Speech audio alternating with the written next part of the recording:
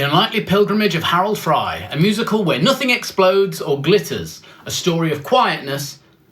But is that a good thing or a bad thing? Quick context, it's a new musical on a big West End stage telling the tiny, intimate story of a man who just decides to walk across the country to see a friend. And I really admire this show, because while everything else in the West End is going bigger, louder, flashier, this just says, yeah, what if we didn't?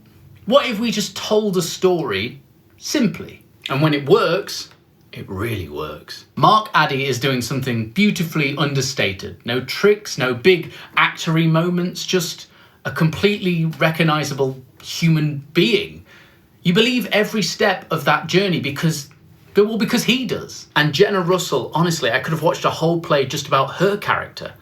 There's this dry humour mixed with real pain, and suddenly you're watching something that feels way more like a drama than a musical. But here's where it starts to wobble, because this is a small story on a very big stage, and sometimes it just gets lost. There's a structure in Act 1 where Harold meets someone, they sing a song, then they disappear. And after a while, it starts to feel like Groundhog Day. Nice moments, but nothing sticks. The score is lovely, genuinely lovely, folk-inspired, very gentle, but a bit samey. There's no real "this is the moment" song. No hook that grabs you and refuses to leave. There's one number about a guy with a sugar daddy foot fetish, which, weirdly, is one of the more memorable moments, just because it actually breaks the pattern.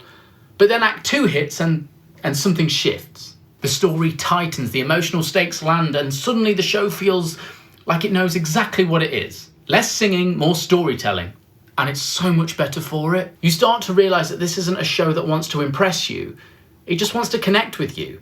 The problem is, in a theatre that big, connection is harder to hold my attention. So yeah, it's not perfect. It drifts, it repeats, it occasionally over-explains itself. But there's something quietly beautiful about it. This isn't a show that demands your attention. It just asks you to walk alongside it. And whether that's good enough kind of depends on you, not the show.